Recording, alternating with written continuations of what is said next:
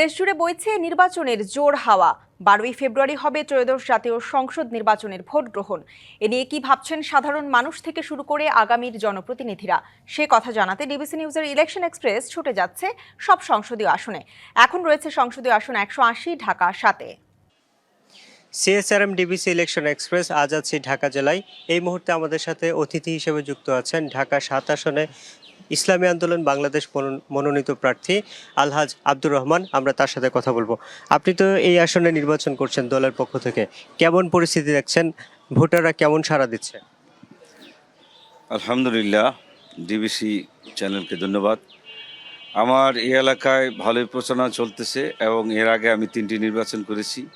আমি এই 17 বছরে মাঠে ছিলাম। গত সংসদ নির্বাচন আমি এই এলাকার থেকে করেছি, যেহেতু একটা পরিচিত মুখ। অনেক সারা, যদি সুষ্ঠু সুন্দর নির্বাচন হয় তাহলে আমি বিজয় হব ইনশাল্লাহ। সুষ্ঠু সুন্দর নির্বাচনের কথা বলছিলেন, আপনি কি লেভেল প্লেইং ফিল্ড পাচ্ছেন না? এখন পর্যন্ত কি পরিস্থিতি?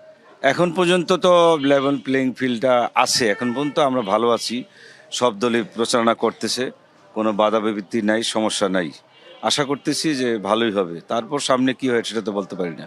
আপনি যদি নির্বাচিত হন তাহলে সুনির্দিষ্ট কোনো মাস্টার প্ল্যান আছে কিনা? বিশেষ করে এই এলাকায় গ্যাস সংকট আছে। অনেক প্ল্যান আছে আমার। এটা একটা অপরিকল্পিত শহর, ঢাকা 7 আসন। সেটা এখানে গ্যাসের অনেক সমস্যা, সিওরেজ লাইনের সমস্যা, খেলার মাঠগুলি ভালো নেই, তেমন একটা ভালো নেই, এবং কমিউনিটি সেন্টারগুলি আরও উন্নত করা দরকার। এই এলাকায় অনেক কাজ আছে যেগুলি আমি সবাই, আমাদের এই এলাকায় অনেক পঞ্চায়েত কমিটি আছে, পুরান শহর তো, তাদের নিয়ে আমি একটি সুন্দর মডেল টাউন করবো ইনশাল্লাহ ঢাকা 7 আসন। আপনি মডেল টাউনের কথা বলছেন, আপনার এলাকায় ব্যবসায়ীদের সংখ্যা অনেক বেশি, ব্যবসা নির্ভর এলাকা আমরা জানি। তো তাদের জন্য সুনির্দিষ্ট কোনো পরিকল্পনা আছে কিনা? তাদের জন্য একটি পরিকল্পনা আছে আমার।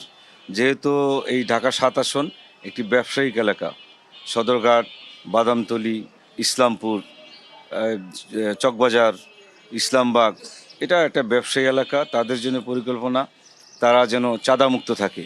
এখানে অনেক নীরব চাঁদাবাজি হয়।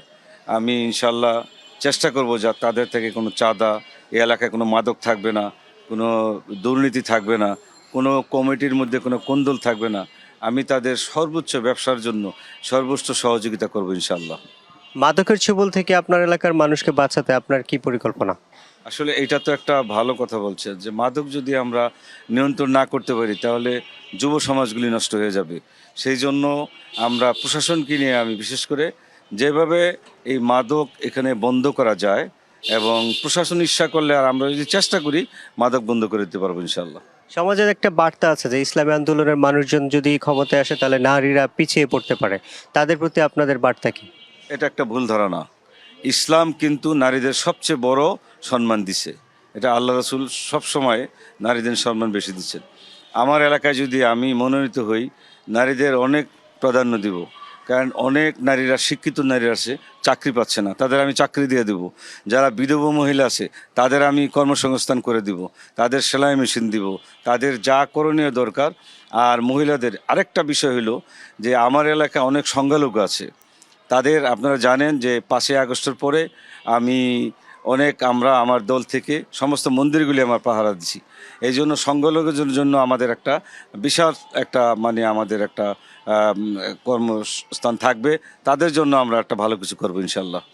আমাদের সাথে যুক্ত হওয়ার জন্য অসংখ্য ধন্যবাদ। আমরা বুঝতে পেরেছি যে আপনি নির্বাচিত হলে এই এলাকার মানুষের স্বাস্থ্যসেবা সহ অন্যান্য যে নাগরিক সুবিধা আছে সব নিশ্চিত করার চেষ্টা করবেন।